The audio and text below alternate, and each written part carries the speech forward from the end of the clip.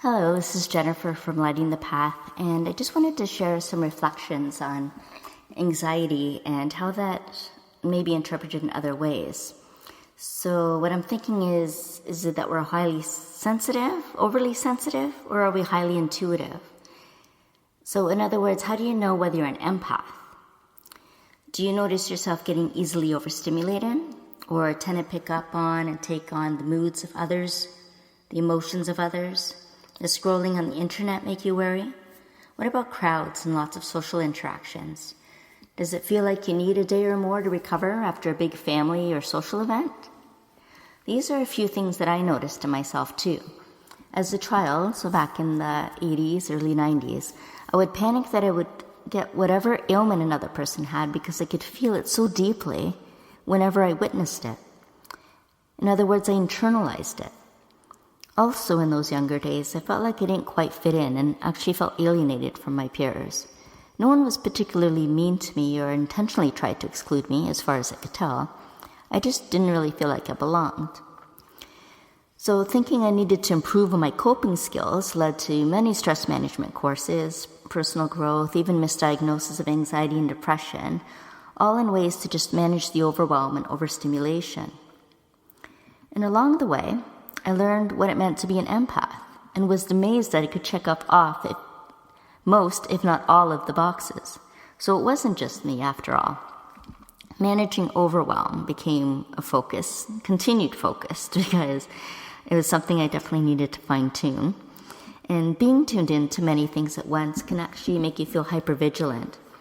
It may appear a lot like generalized anxiety.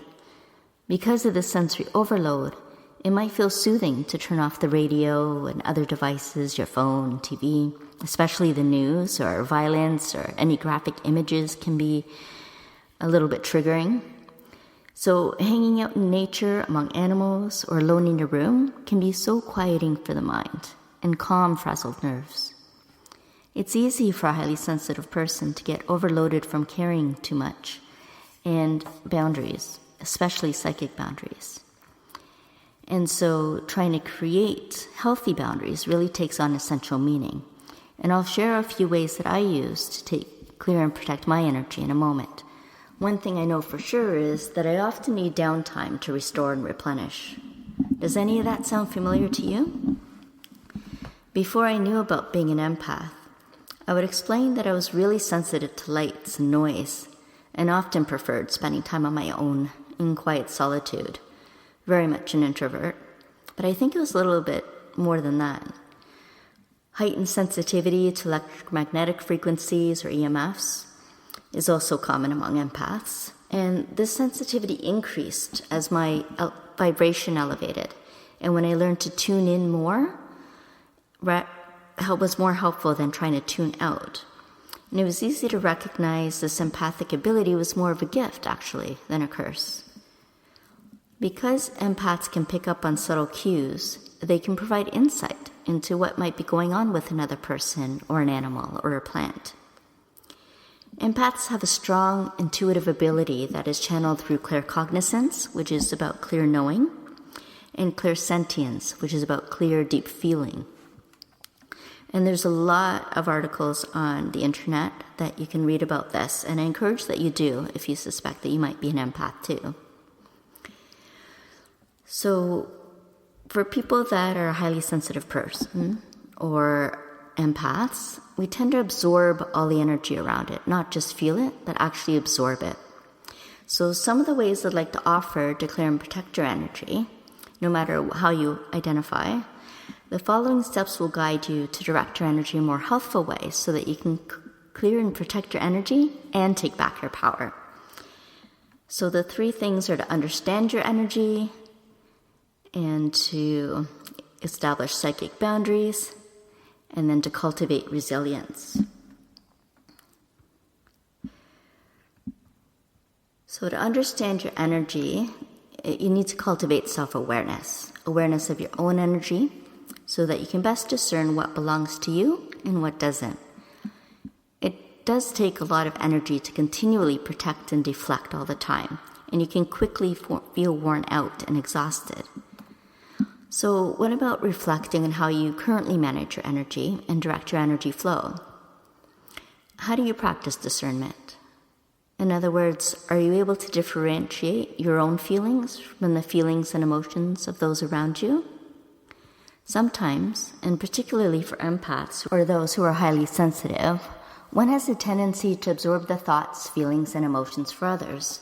For example, you could feel happy and content 1 minute. Then if someone who's feeling angry walks by you, you start suddenly feeling upset or tense and become irritable. Start noticing how you may be affected by the other's moods and get to know yourself really well so that you're better able to discern what belongs to you and what doesn't. If you're highly sensitive or have a strong empathic gift, you can become easily overwhelmed and move from enthusiasm to overload in an instant and in certain environments, whether you're conscious of the impact or not. For example, think of a time when you walked into the store to buy groceries.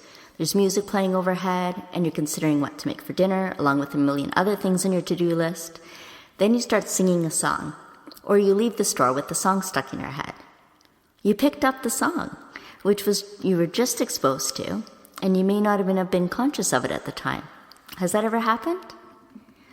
Subtle influences impact you and your energy every minute of every day, so it's vital to become more aware of what you're tuning into, and then consciously choose what you will allow into your body, your mind, and your spirit. And then it's important to establish psychic boundaries, because without them, you become a sponge and start absorbing everything. And it's okay to care, you just don't want to carry. So some signs that you may be carrying the burdens of others or their emotions is a hard time forgiving, or you're feeling angry or cranky, irritable, or tired in the presence of certain people, or even just after thinking about them. Or having a phone call with them or a text. Aversion or trying to avoid certain people is another thing. So this could be coworkers, neighbors, friends, family members, or even people you don't know that you're just crossing paths with. Establishing healthy boundaries is important, and it's about being honest with your needs, truthfully saying yes or no in response to a request. In fact, it's, I think, really helpful to create some space between a request or a demand and a response. It just gives you the freedom from any emotional attachments and just be able to discern what it is. If you're picking up on stuff from them or if it's your thing, it just gives you a chance to get that sorted before you actually respond. And then really look at your motivation behind what you're saying yes to. Be conscious of what you put out there too, because what you put out there is exactly what you attract back to you. And then the third thing is about cultivating resilience. Where does your energy go? Decide where you want to direct it. An energy leak is something that leaves you feeling drained. So pay attention to that. It can be a bad habit or behavior, unnecessary worry, a relationship that takes and never gives back, or any time your obstacle gets the best of you. So energy leaks can also manifest as distractions or obsessive thoughts. So remember that momentum will attach itself to whatever it is focused on. So in order to become strong and centered, you must strengthen your being physically, emotionally, mentally, and spiritually. We tend to focus more on basic survival needs, such as proper eating, sleep, or exercise. And there's our higher needs, too, to feed ourselves spiritually, which are also important. So honor these needs by taking the time to regroup and engage in self-care practices. You can cultivate healthy energy habits. So search deep inside for what is meaningful for you and engage more in those things. You'll naturally build more energy this way, and life will shift. I know that when I moved from a frantic life, moving from one thing to another, to the next, and shuffling various projects and tasks, to a life that was more fulfilling and aligned with what my heart truly desired, I felt freer, lighter, more at peace. And what I learned from this shift is that practicing self-care regularly is vital for your well-being. So here's some other ideas to get started in that. Maybe you can soak in a salt bath. Himalayan salts, Epsom salts are really great to detoxify your body and also to cleanse the soul. Take some time to pray or meditate, or even just sit in solitude. Any of these practices can be verbal, silent, or with movement. And it deepens your connection with yourself and your true power. I know for me, I really enjoy meditative therapies or dancing or embodied practices. For me, I need to move. I'm not so good at sitting still. So there's a whole plethora of practices that you can choose from. So find what works for you. One thing where you don't have to do much of anything is that you can place a plant near your bed and ask the plant to help you replenish overnight and then tune back into your own natural rhythms. Just avoid the plants that are pointy or prickly because they can induce conflict. Spending time in natural settings is really nice. Being around animals, of course, or happy children. Playing music that soothes your soul and gets you singing and dancing. Or you can use aromatherapy. Just make sure they're therapeutic grade oils, essential oils, and not the synthetic types. And you can put them in a bowl of boiled water to diffuse in your bedroom or your office, unless, of course, you're in a scent-free environment. Bring them into your living space. Or there's some that you can get even to plug into your car.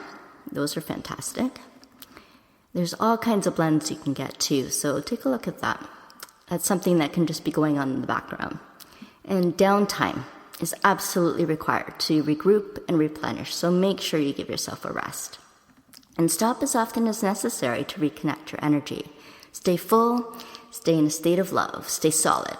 And remember, once you achieve this state of love, no thing nor anyone can pull your energy away from you more than you can replace. So one last thing I'll say is that you must be conscious of this process for it to work, especially when you're interacting with others. So I hope you found this helpful, and I'll talk to you again soon. Thanks for listening.